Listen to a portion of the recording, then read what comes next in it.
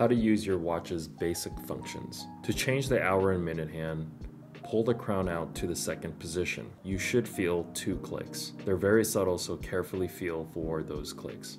You can adjust the hour and minute hand to whatever time it is, and once you've completed, press the crown back in.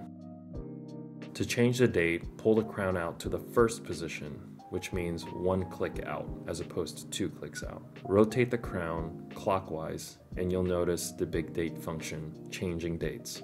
Once you've set the date, press the crown back in. To utilize the chronograph function of the Navigator, press the top pusher button. This will activate the chronograph function. You'll notice the chrono second hand starting to tick.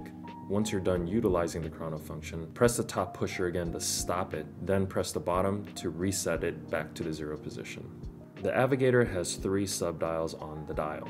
The one at the 9 o'clock position will count your minutes. The subdial at the 3 o'clock position is actually a 1/10 of a second counter. This is why when you utilize the chrono function, it spins very quickly. The 6 o'clock position subdial is your running second hand. This is the hand that will continue to run at all times and also tell you that the watch is operating. The Moto Racing chronograph has a slightly different chronograph configuration. The 9 o'clock subdial is just like the Navigator where it counts your minutes.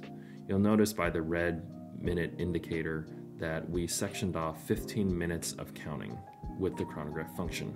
The 3 o'clock position subdial is one that's different. This counts 24 hours, which means it essentially counts when it is day and when it is night.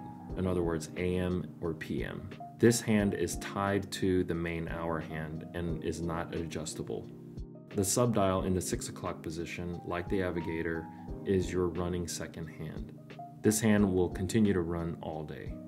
How to reset your chrono second hand back to the 0 position. Sometimes you'll find the chrono second hand in a different position due to misuse of the pushers. This does not break the movement and can be reset. In order to reset the chrono second hand back to the 0 position, pull the crown out to the second click out.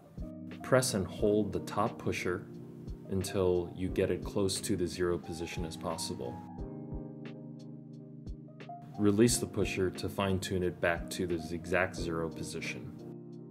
Once this has been completed, press the crown back in and the chrono should function exactly how it was before.